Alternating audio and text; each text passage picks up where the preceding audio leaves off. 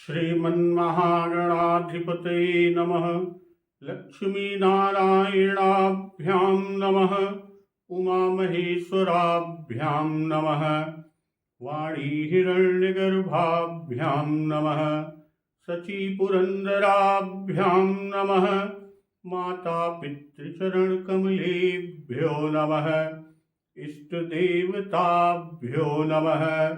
कुलदेवताभ्यो नमः। ग्रामदेवताभ्यो नमः। स्थानदेवताभ्यो नमः। वास्तुदेवताभ्यो नमः।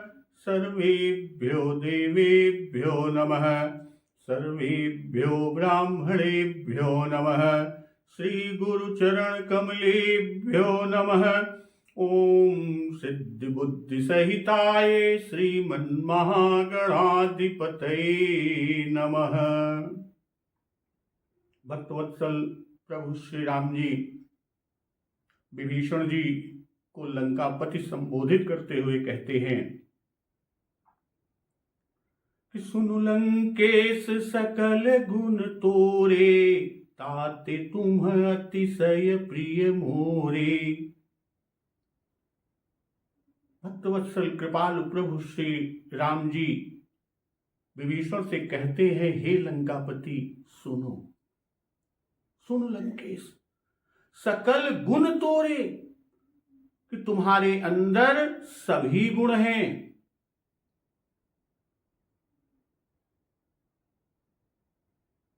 इसलिए ताते तुम अतिशय प्रिय मोरे, इससे तुम मुझे अत्यंत प्रिय हो।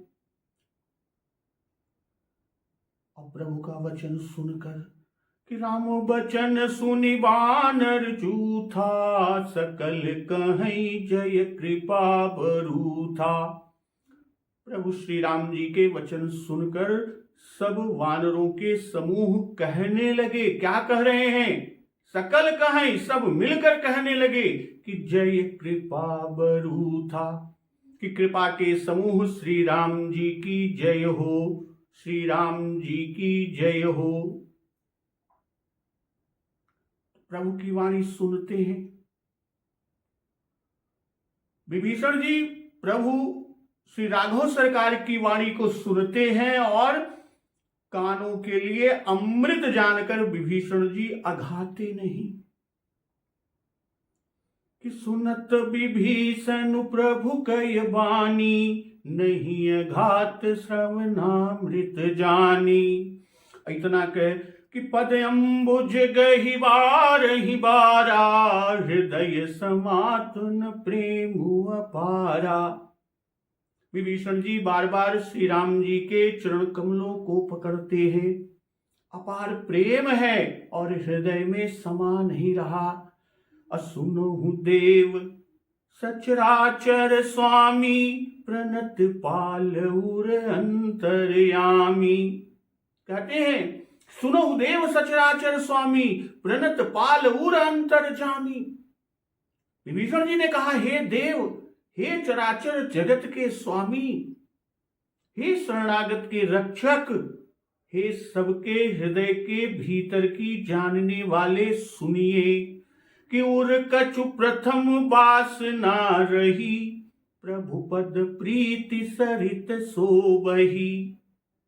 मेरे हृदय में पहले कुछ वासना थी और वह प्रभु के चरणों की प्रीति रूपी नदी में वह वासना बह गई। इसलिए अब कृपाल निज भगति पावनी, देहु सदा शिव मन भावनी। अब तो हे कृपालु, शिव जी के मन को सदैव प्रिय लगने वाली अपनी पवित्र भक्ति मुझे दीजिए। अब विभीषण जी की बात सुनकर एवं मस्तु कही प्रभु रन धीरा, मांगा तुरत सिंधु कर नीरा। एवं मस्तु यानी ऐसा ही हो कहकर रणधीर प्रभु भक्तवत्सल कृपालु श्री राम जी ने तुरंत ही समुद्र का जल मांगा कि यद्यपि सखा तव इच्छा नाही, मोर दरसु अमोघ जग माही। और प्रभु श्री राघव सरकार, प्रभु श्री राम जी ने कहा, हे सखा, यद्यपि तुम्हारी इच्छा नहीं है, पर जगत में मेरा दर्शन अमोघ है, वह निष्फल नहीं जाता। तो अस कही राम तिलक ते ही सारा, सुमन वृष्टि भय नभ भई अपारा। ऐसा कहकर श्री राम जी ने विभीषण जी को राज तिलक कर दिया और आकाश से पुष्पों की अपार वृष्टि हुई। सुमन वृष्टि नभ भई अपारा। तो रावण क्रोध अनल निज, श्वास समीर प्रचंड, जरत विभीषण राख्यऊ, दीन्हऊ राजू अखंड।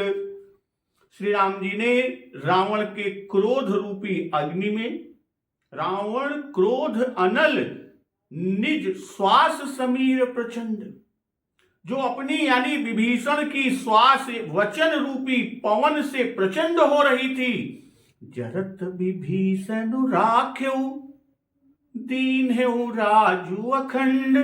तो जलते हुए विभीषण को प्रभु श्री राम जी ने बचा लिया और विभीषण को अखंड राज्य दिया। इसी पर कहते हैं कि शिव जी ने जो संपत्ति रावण को 10 सिरों की बलि देने पर दी थी, कि जो संपत्ति शिव राव नहीं, दीन ही दिए 10 मात, सोई संपदा विभीषण नहीं, सकुच दीन रघुनाथ। शिव जी ने जो संपत्ति रावण को 10 सिरों की बलि देने पर दी थी, वही संपत्ति श्री रघुनाथ सरकार ने विभीषण को बहुत सकुचते हुए दिया,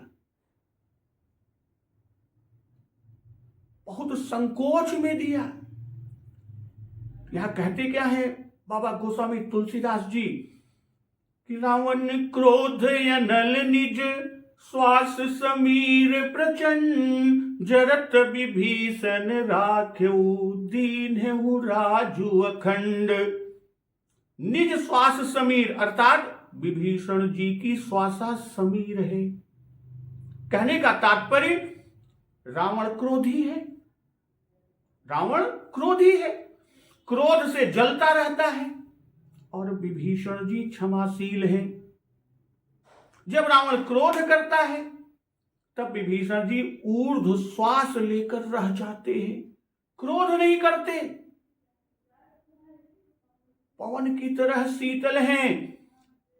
आग से पवन गर्म हो जाता है, पर रावण के क्रोध से विभीषण जी में गर्मी नहीं होने पाती, सांस शीतल ही रहती है। जैसे पवन से अग्नि प्रचंड होती है, वैसे ही विभीषण जी के ऊर्ध्व श्वास लेने से रावण का क्रोध बढ़ता जाता है और प्रचंड हो जाता है। रावण सोचता है यह मन का कपटी है, ऊर्ध्व श्वास लेकर रह जाता है, कुछ कहता ही नहीं। जब रावण अनीत की बात करता है तब और मंत्री रावण की प्रशंसा करते हैं, पर विभीषण जी उसकी प्रशंसा न करके उल्टे ऊर्ध्व श्वास लेते हैं, जिससे रावण क्रोध करता है। यह हमारी बड़ाई नहीं सह सकता। उनकी अर्थात शत्रु की बड़ाई की बार बार बड़ाई की बार वक्ता बनता है। जब शत्रु की बड़ाई की बारी आती है तो यह वक्ता बनता है और हमारी बार मौन धारण कर लेता है। इसलिए यहां पर पूज्यपाद बाबा गोस्वामी तुलसीदास जी ने जो कहा निज श्वास समीर प्रचंड, निज पद को दिया। भाई विभीषण जी को जलने से प्रभु ने बचाया, अर्थात विभीषण के प्राण की रक्षा की, और इतना ही नहीं बल्कि अखंड राज्य दिया। तो अखंड का भाव यहां पर कि रावण के राज्य का खंडन हुआ, पर विभीषण के राज्य का खंडन कोई नहीं कर सकता। सकुच दीन है। पूज्यपाद बाबा गोस्वामी तुलसीदास जी ने अन्यत्र भी कहा है कि जो संपत्ति 10 शीस अर्पित रावण शिव पहिलीनी, असोई संपदा विभीषण कहयति सकुच सहित हरि दीन्ही। तो संकोच के दो कारण, भाई अत्याचार और हिंसा से सनी हुई अपवित्र संपत्ति ऐसे परम भक्त को दे रहे हैं, और भाव ये कि हमने इसको कुछ भी तो न दिया। भाई लंका जो दी वह भी इस समय जली भुनी हुई है, उसकी सारी विभूति राख में मिल गई है, और यहां हमारे पास कुछ है नहीं जो देते। भाई श्री अवध में होते तो हम विभीषण जी को भले ही कुछ देते। अय्या कि भक्त तो तृण सम सिद्ध 3 गुण त्यागी होते हैं, उनके लिए तो यह तुच्छ है।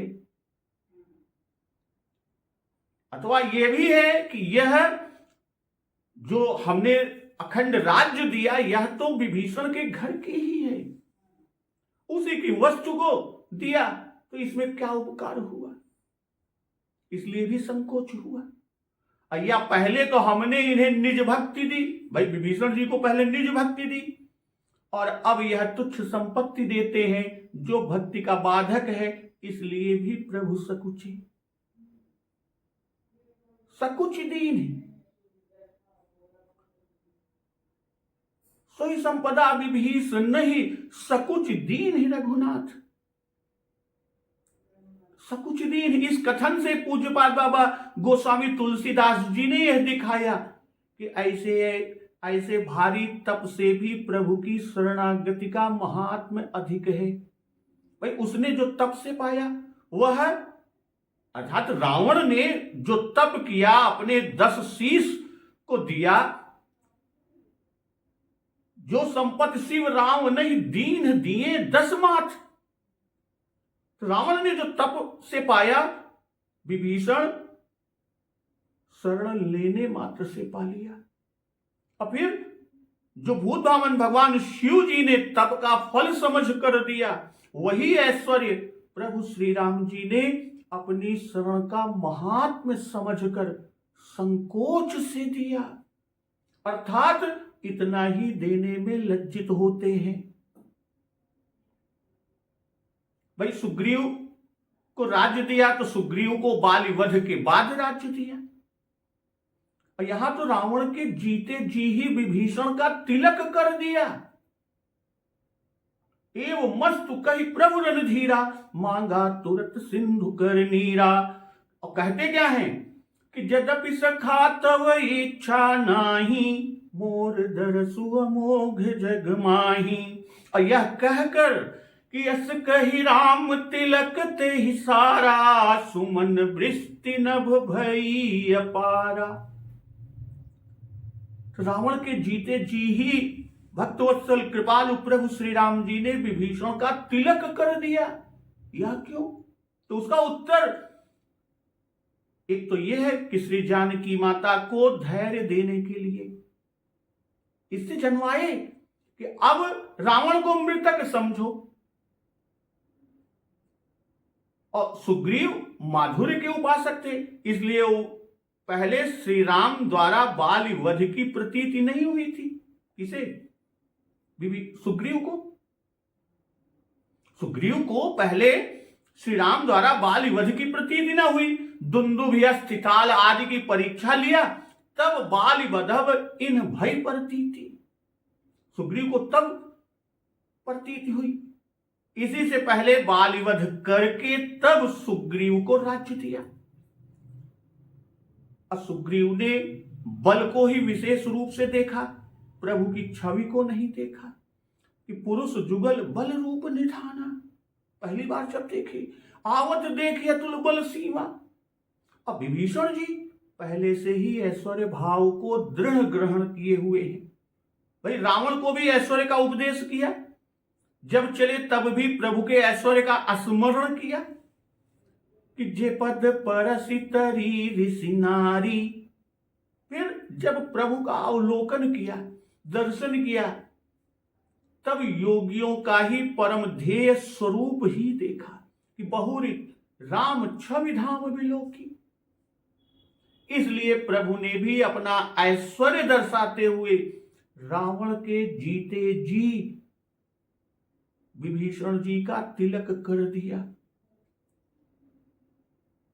रावण के जीते जी विभीषण का तिलक कर दिया। अब यहां प्रश्न उठता है, उसका कारण वही, क्योंकि विभीषण जी ने प्रभु में ऐश्वर्य भाव लेकर प्रभु के पास आए। और यहां आगे वही बताते हैं कि यस प्रभु छाणी भजहि जे आना, तिनर पशु बिनु पूछ बिसाना। ऐसे प्रणतपाल परम उदार प्रभु को छोड़कर जो किसी दूसरे को भजते हैं, वे मनुष्य बिना सींग और पूंछ के पशु हैं। अर्थात उनमें और पशुओं में इतना ही अंतर है कि पशु के सींग और पूंछ होती हैं और ये नर, इनके पूंछ और सींग नहीं, बाकी तो वे पशु ही हैं। और निज जन जानिता ही अपनावा, प्रभु स्वभाव कपिकुल मन भावा। अपना जन जानकर विभीषण जी को प्रभु श्री राम जी ने अपना लिया और यह प्रभु का स्वभाव कपिकुल के मन को बहुत अच्छा लगा। यहां जो कहते हैं पूज्यपाद बाबा गोस्वामी तुलसीदास जी कि अस प्रभु छाणी भजहि जे आना। अस जो ऊपर कहे कि रावण क्रोध अनल निज, श्वास समीर प्रचंड, जरत विभीषण राखेउ, दीन हूँ राजु अखंड। कहते क्या है, जो राज अखंड दिया कि जो संपत्ति शिव राव नहीं, दीन ही दिए 10 मात, सोई संपदा विभीषण नहीं, सकुच दीन ही रघुनाथ। तो उन गुणों का संकेत कर रहे हैं। अर्थात जो कैसा भी कोई पापी कपटी कुटिल सर्वगुणहीन आदि मनुष्य शरण में आए तो प्रभु उसका त्याग नहीं करते। और ऐसे शरणागत पालक, शरणागत वत्सल, सत्य संकल्प, दृढ़ व्रत, परम उदार हैं। ऐसे प्रभु जो भक्त की वे सब वासनाएं भी पूरी कर देते हैं। कौन सी? जो प्रभु के शरण में जाने के समय उसके मन में या उसके पहले ही मन में उठी हो। जो कहते हैं कि यस प्रभु छाणी भजहि जे आना। अस प्रभु, प्रभु क्योंकि रावण ऐसे समस्त लोक विजयी सुर मुनि त्रासक से उसके निकाले हुए भाई को शरण में लेकर विरोध लिया। ऐसे समर्थ है और सामर्थ्य पर दृढ़ विश्वास है कि रावण के जीते जी उसके भाई का यानी विभीषण जी का तिलक कर दिया। वही कहते हैं अस प्रभु छाणी। छाणी का भाव यहां कि ऐसे प्रभु को छोड़ना नहीं चाहिए। केवल वह प्रभु ही स्वतंत्र है। जीव चाहे जैसा भी हो माया के परतंत्र ही है। कैसा भी जीव हो वह माया के परतंत्र ही है। परबस जीव सुबस भगवंता, जीव अनेक एक श्रीकंता। और जो स्वयं परतंत्र है उसके भजन से लाभ क्या? कि देव धनुज नर नाग मनुज सब माया विवश विचारे, इनके हाथ दास तुलसी प्रभु कहा न पौहारे। इसलिए कहते हैं कि यस प्रभु छाणी भजहि जे आना, तिनर पशु बिनु पूछ बिसाना। कि औरों को छोड़कर ऐसे प्रभु का भजन करना चाहिए और ये उल्टा ही करते हैं। इनको छोड़कर दूसरों को भजते हैं। तो बिना पूंछ और सींग के पशु का भाव कि अज्ञान में वे पशु के समान हैं। क्यों? क्योंकि जिसको अपने हित और अनहित का ज्ञान है वह कभी प्रभु को नहीं छोड़ सकता। भाई पशु की शोभा क्या होती है? पशु की शोभा पूंछ और सींग से है। बिना सींग और पूंछ का पशु शोभाहीन है। ठीक उसी तरह ही वैसे ही नर शरीर में अज्ञान ज्ञान रंकता अशोभा है, ज्ञान की रंकता। ऐसे अज्ञान के कारण वे बिना पूंछ और विषान के पशु कहलाते हैं। पशु बिन पूंछ विषान, पशु बिन पूंछ विषान से यह जन्माए, यह बता रहे हैं कि वे सूकर श्वान श्रृगाल के सदृश हैं और उन मनुष्यों का जन्म दुखदायक है और वे नरक रूप हैं। यह कहने का भाव कि वे नर पशु हैं। कौन? अस प्रभु छाड़ी भजे जे आना, उनके लिए कह रहे हैं कि वे नर पशु हैं। शरीर नर का है पर उनमें अज्ञान पशु का है और दोनों मिलकर वे नर पशु हुए। न केवल नर ही है और न केवल पशु। भाई पशु की शोभा सींग और पूंछ से है, वह भी उनके नहीं। कहने का तात्पर्य कि नर तन में भजन का पूर्ण अधिकार है। मोक्ष साधन केवल नर शरीर में हो सकता है। बड़े भाग मानुष तन पावा, सुर दुर्लभ सब ग्रंथ निगावा, और साधन धाम मोक्ष कर द्वारा, पाई न जेहि पर लोक संवारा। इसी से हरि भजन के बिना नर तन की निंदा करते हैं। और निज जन जानिता ही अपनावा। निज जन अर्थात जो अनन्य गतिक हैं, जिन्हें स्वप्न में भी दूसरे की आशा और भरोसा नहीं है। कर्म मन वचन से दास, जैसे मनु शत्रुपा जी, सुतीक्ष्ण जी, भुसुंड जी, हनुमान जी आदि। श्री हनुमान जी का तो कहना ही क्या, हनुमान जी महाराज का तो कहना ही क्या। हनुमान जी महाराज ने प्रभु को अपने वश में ही कर रखा है। और ऐसे ही भक्तों के विषय में श्री वचनामृत है कि जिनके हो हित सब प्रकार चित नाहिन और उपाऊ, तिन्हि लागी धरि देह धकरऊं सब डरऊं न सुजस न साऊ। तो ऐसे ही भक्त भगवान को अतिशय प्रिय है। और निज जन जानी का भाव, भाई अपनाए तो सभी जीवों को है। ऐसा नहीं है कि किसी को छोड़े, अपनाए तो सभी जीवों को है। क्यों? क्योंकि सभी प्रभु के ही बनाए हुए हैं। कि सब मम प्रिय सब मम उपजाए, सब प्रभु के ही बनाए हुए हैं। पर प्रभु को अपना जन जान, जिनको जानते हैं उनको अपनाते हैं। अब विभीषण जी को अपना जन जान कर अपनाया, अन्य समस्त गुण संपन्न होने से नहीं अपनाते, अपना जन जानकर प्रभु अपनाया करते हैं।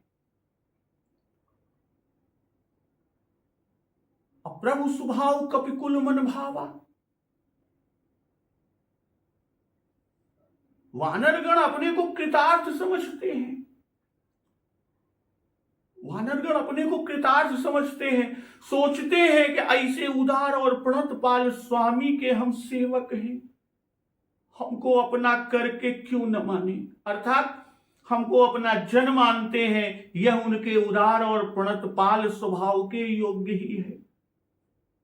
प्रभु के स्वभाव से औरों का भला होता है तो हमारा भला क्यों न होगा। कहने का भाव कि वानर लोग प्रभु श्री राम जी के स्वभाव को नहीं जानते थे। प्रभु का स्वभाव जल्दी कोई नहीं जान पाता, इसी से प्रभु अपने स्वभाव के जानने वाले 3 को ही बतलाते हैं कि सुनहु सखा निज कहूं सुभाऊ, जान भुसुंड शंभु गिर जाऊ। 3 को ही अपने स्वभाव को जानने वाला बतलाते हैं। भक्तवत्सल कृपालु प्रभु श्री राम जी ने जब अपना स्वभाव विभीषण जी से कहा, तब वानरों ने जाना और उनको वह जानकर अच्छा लगा कि हम सबके निर्वाह के लायक कमल कोमल सरल स्वभाव है। मन भावा का भाव यहां कि शत्रु का भाई निशाचर आदि होने का विचार ही नहीं किया। विभीषण जी को अपनाने में शरणागत वत्सलता ही को प्रधान रखा। विभीषण जी के हृदय की सरलता को देखकर विभीषण को अपना लिए, यहां तक कि राजनीति की भी परवाह न की, तब हम पर अवश्य ही कृपा दृष्टि रहती होगी। फिर कहने का भाव कि प्रभु की वात्सल्य आदि गुण युक्त स्वभाव वाणी से अकथनीय है, इसलिए मनभावा कहा नहीं जा सकता। कपि पशु है, सो इन तक को प्रभु का स्वभाव प्रिय लगा, तब मनुष्यों को यदि न भावे तब वो क्या है, वे पशुओं से भी गए गुजरे हैं, उनसे भी गत हैं। तो धन्य है ऐसे हरिजन जिन्हें श्री राम जी निज जन जाने। तो पुनि सर्वज्ञ सर्व उर्वासी, सर्व रूप सब रहित उदासी। फिर सब जानने वाले, सबके हृदय में बसने वाले, सर्वरूप विश्व आपका ही रूप है, और सबसे रहित उदासी प्रभु नीति प्रतिपालक वचन बोलते हैं कि बोले वचन नीति प्रतिपालक, कारण मनुज दनुज कुल घालक। इसका कारण यह है कि प्रभु मनुष्य रूप धारण किए हैं, नर लीला कर रहे हैं और राक्षस कुल के नाश करने वाले हैं। अर्थात ऐश्वर्य के अनुकूल प्रभु ने वचन नहीं कहे, बल्कि माधुर्य के अनुकूल कहे। कहने का तात्पर्य कि राजा है, राजाओं को नीति का पालन करना ही चाहिए। सोचिए, नृपति जो नीति न जाना, इसलिए नीति के वचन बोले। अपुनि सर्वज्ञ सर्व उर्वासी, सर्व रूप सब रहित उदासी। पुनि का भाव कि परमार्थ की बात करके अब व्यवहार की बात करते हैं, और यहां दूसरे प्रसंग का आरंभ भी करते हैं। अब कौन सा प्रसंग है? सागर निग्रह कथा सुनाई प्रकरण। भाई अपने दास का काम करके, अपने दास विभीषण, और विभीषण को राज्य देकर अपनाकर, तब सबके पीछे अब अपने काम की बात कही। क्या कही? जैसे कि तब रघुपति कपिपति ही बोलावा, कहा चलई कर करहु बनावा। तो वहां पर भी पहले हनुमान जी का सम्मान किया, उनको भक्ति देकर तब अपने कार्य की बात कही थी। इसी तरह सुग्रीव को पहले राज्य दिया और राज्य देकर तब सीता जी की शोध, उनकी सुध की आज्ञा पता करने की आज्ञा दी थी। फिर इसी तरह रावण वध करके विभीषण को राज्य देकर तब सीता जी को बुलवाएंगे। फिर अपने राज्याभिषेक में पहले सब सखाओं और भाइयों को स्नान करा के और तब स्वयं स्नान करेंगे। यही हाल उनके भक्तों का है, ये भी पहले भगवान को अर्पण करके और तब स्वयं ग्रहण करते हैं। इससे प्रभु का गीता में कहा हुआ वचनामृत चरितार्थ होता है, ये यथा माम प्रपद्यन्ते तांस तथैव भजाम्यहम्। श्री राम राज्य की धर्मपरक नीति में मित्रता का लक्षण श्री राम जी ने सुग्रीव से यही कहा है कि देत लेत मन संकन धरई। इसमें देना पहले कहा, तब लेना कहा। और इसका उल्टा तो बनियापना अर्थात स्वार्थ है, इसी से वहां लेन देन होता है। देन लेन नहीं बल्कि लेन देन होता है। पुण्य सर्वज्ञ सर्व उर्वासी, सर्वज्ञ से बहिर्यामी यानी बाहर की सब जानने वाली, और सर्व उर्वासी से अंतर्यामी अर्थात भीतर की सब जानने वाले। तो इस तरह यह जन्माए कि सबके भीतर और बाहर दोनों जानते हैं। प्रभु से कुछ भी छिपा नहीं है। ज्ञान हूं गिरा के स्वामी, बाहिर अंतर जामी, यहां क्यों दुरहेगी बात मुख की ओ ही की। अभी सर्वज्ञ से यह भी जन्मा दिया कि भूत भविष्य वर्तमान सबका आपको स्वतः सर्वदा ज्ञान है, और अंतर्यामी कहकर सर्वरूप कहा। इससे यह जन्माए कि व्याप्य और व्यापक दोनों हैं, उदासी और अर्थात शत्रु मित्र रहित हैं, सर्वज्ञ हैं। इससे जो होनहार है सब जानते हैं, सर्व उर्वासी है, इसलिए जानते हैं कि मंत्री क्या कहेंगे, सर्वरूप हैं, इसलिए जिसे बांधना है वह स्वयं अपने ही हैं। भाई सिंधु का कुछ भी भय नहीं, क्योंकि सर्वरूप है। अब यदि कोई शंका करे कि सर्वरूप है तो समुद्र के बंधन से इनका भी बंधन हो गया, तो उस पर कहते हैं कि ऐसा नहीं, वे सर्वरूप होते हुए भी सर्वरहित यानी सबसे अलग भी है। सर्वरूप सर्वरूप सब रहित उदासी।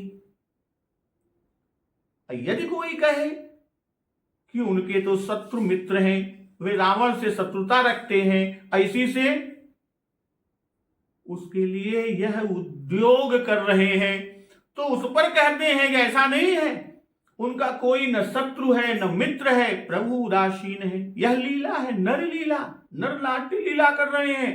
सर्वज्ञ होकर भी पूछते हैं कि के ही विधि तरी जल दिगंभीरा। सर्व उर्वासी भी सुग्रीव एवं विभीषण जी से पूछते हैं, मानो इनके हृदय की जानते ही नहीं। सर्वरूप है, अतः समुद्र भी आपका ही रूप हुआ, तब किससे तरने के लिए कहते हैं। भाई मकर उरग सब वे ही हैं, तब ग्रास कौन करेगा जब वही है। सर्वरहित होकर इस तरह पूछते हैं मानो सब में लिप्त हैं, और उदासी हैं पर जगत के प्रपंच की बात करते हैं। आदि सब क्यों? क्योंकि प्रभु नर नाट्य कर रहे हैं। तो बोले वचन नीति प्रतिपालक, कारण मनुज दनुज कुल घालक। नीति है कि मंत्री से राय लेकर विचार विमर्श कर तब राजा कार्य करे, कि यद्यपि प्रभु जानत सब बाता, राजनीति राखत सुर त्राता। तो ऐसा वचन बोलने का कारण बताते हैं। आप मनुष्य रूप धारण किए हुए हैं, मनुष्य यानी नर नाट्य कर रहे हैं, नर लीला कर रहे हैं, इसी से अज्ञानी की तरह बात पूछते हैं। और रावण की मृत्यु मनुष्य के हाथ से होनी है, इससे राक्षस कुल के विनाश के लिए मनुष्यों की सी बात कर रहे हैं। भाई राघव सरकार जी ने नर अवतार धारण किया है, इसलिए ऐश्वर्य अधिष्ठात्री महाशक्ति से काम नहीं ले रहे हैं, माधुर्य अधिष्ठात्री महाशक्ति का आश्रय किए हुए हैं। इसलिए नीति के अनुसार कार्य करते हैं, सबकी सम्मति ले रहे हैं। नीति यही है, सहसा कार्य नहीं करना चाहिए, विचार पूर्वक कार्य करने वाले को ही सफलता प्राप्त होती है। अब प्रभु निश्चरहीन पृथ्वी करने की प्रतिज्ञा कर चुके हैं, और उसके पूरा करने के लिए समुद्रोल्लंघन अनिवार्य है। इसलिए समुद्र संतरण की विधि पर विचार करना चाहते हैं। अब कहते हैं कि सुनु कपीस लंकापति वीरा, कहीं विधि तरिय जलधि गंभीरा। हे वीर कपीस सुग्रीव, हे वीर लंकापति विभीषण, सुनो कि विधि तरिय जलधि गंभीरा, यह गहरा समुद्र कैसे पार किया जाए। असंकुल मकर उरग झक जाती, अति अगाध दुस्तर सब भांति। यह मगर सर्प और अनेक जाति की मछलियों या मत्स्य विशेष से भरा हुआ है और अत्यंत गहरा है, सब प्रकार से इसका पार करना कठिन है। तो प्रभु ने पहले सुग्रीव पहले के सखा हैं, इसलिए कहते हैं सुनु कपीस, तब कहते हैं लंकापति वीरा। भाई सुग्रीव पहले के सखा, विभीषण अब सखा बने, इसलिए पहले सुग्रीव को संबोधन। यह नीति भी है। भाई सुग्रीव से पहले पूछा, क्योंकि सुग्रीव की सेना को पार उतरना है, और ये सेना के बल को जानते हैं सुग्रीव जी कि हमारे वानर किस प्रकार पार जा सकेंगे, उड़कर, तैरकर या सेतु ही के द्वारा। और यदि सेतु ही बांधना हो तो उसका सामान एकत्र किया जाए।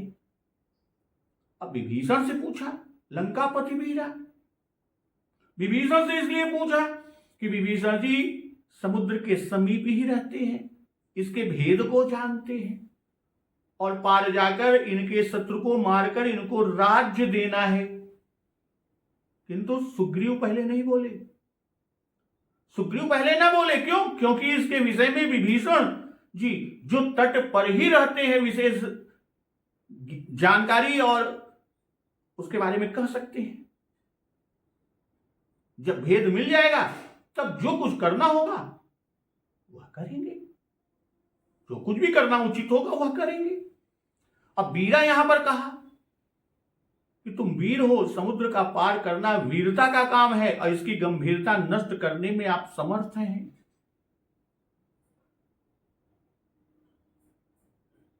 जैसे यह अंबुपति है वैसे ही आप कपिपति और लंकापति हैं। भाई समुद्र अंबुपति और सुग्रीव जी कपिपति और विभीषण जी लंकापति, तो परस्पर सामर्थ्य युक्त होने से बताइए कैसे पार हो। इसी से पहले विभीषण जी ने वीरता की बात कही, कोट सिंधु शोषक तव सहायक। गंभीरा अर्थात पानी बहुत है, इससे उसमें चलकर पार नहीं हो सकते। भाई शत्रु को छोटा मानकर उसके लिए अल्प उपाय करने से हानि होती है। इसी से प्रभु ने सिंधु को अगाध, गंभीर, अति दुस्तर कहा। राजनैतिक दृष्टि से मंत्र पूछने से उनकी बुद्धिमत्ता की परीक्षा भी हो जाएगी। दोनों को वीर विशेषण दिया। क्यों? क्योंकि दोनों सखा हैं। एक को वीर कहते तो दोनों में वैमनस्य हो जाना संभव था, जिससे राजकार्य बिगड़ जाता। और दोनों वीर हैं ही, और कहते क्या है, अति अगाध दुस्तर बहुभांति। एक बार गंभीर कह चुके कि विध तरी जलधि गंभीरा, एक बार गंभीर कह चुके, अब फिर वही बात कह रहे हैं। गंभीर और अगाध एक ही बात है, और दो बार कहकर ये जनवाए कि इसकी गहराई अधिक बाधक है। सब भांति अर्थात गंभीरता से, चौड़ाई से, अपने स्वरूप से मकर आदि अनेक जीवों आदि सब तरह से कठिन है। न उसमें चल कर जा सके, न तैर कर जा सके और न कूद कर लांघा जा सके। तो कहलंकेश सुनो रघुनायक, कोटि सिंधु शोषक तव सहायक। तब विभीषण जी ने कहा, हे रघुनायक सुनिए, यद्यपि आपका बाण करोड़ों समुद्रों को सोखने वाला है, फिर भी यद्यपि तदपि नीति ऐसी गाई, विनय करिए सागर सन जाई। फिर भी नीति ऐसी कही गई है, पहले अपना पराक्रम या पुरुषार्थ न करे, पहले साम नीति को बरते। जो मधु मरई न मारिए, माहुर दे सुकाओ। तो सागर से जाकर प्रार्थना कीजिए। तो कहलंकेश सुनो रघुनायक, कोटि सिंधु शोषक तव सहायक। श्री राम जी ने तो सुग्रीव से भी पूछा, पर सुग्रीव जी ने उत्तर न दिया। कारण कि उन्होंने विभीषण को बांध रखने की सलाह दी थी, उसे प्रभु ने स्वीकार न किया। इसी तरह अब समुद्र को बांधने की यदि राय देंगे तो इसे भी न मानेंगे, और समुद्र बिना सेतु बांधे पार उतरना हो नहीं सकता। अब विभीषण जी विनय करने की राय देते हैं। श्री राम लक्ष्मण दोनों भाई वीर हैं। यह बात वीरों को शोभा नहीं देती कि छोटे से प्रार्थना करें, पर हमारी बात न मानेंगे, जैसा कि आगे स्पष्ट है।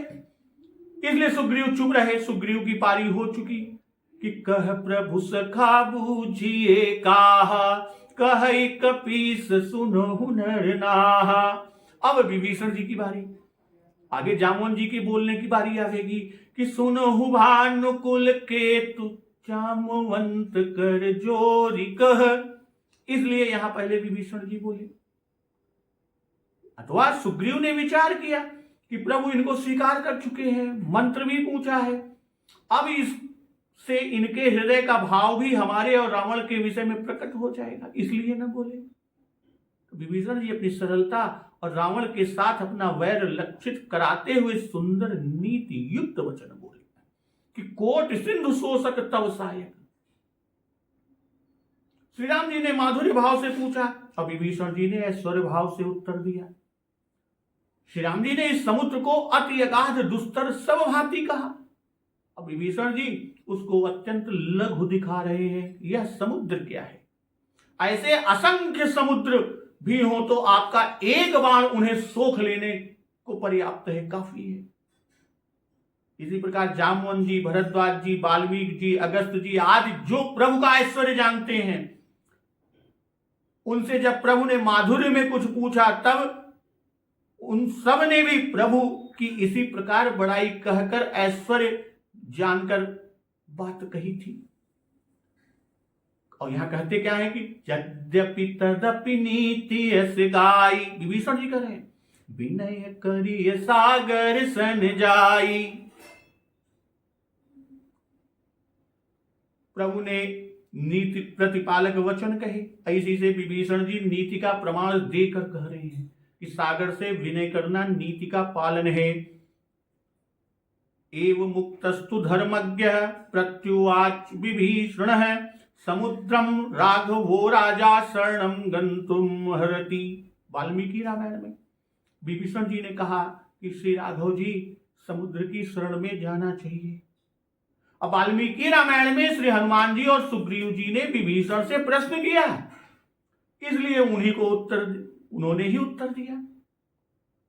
विनय करिए सागर सन का अर्थ कि समुद्र की शरण जाइए, उससे विनय कीजिए। इस शब्द में यह ध्वनि है कि यदि वह रास्ता ना दे तब उपाय न बताए तो वह समुद्र पापमय समझा जाएगा। क्यों? क्योंकि शरणागत कह जे तजहि निज अनहित अनुमान ते नर पामर पापमय।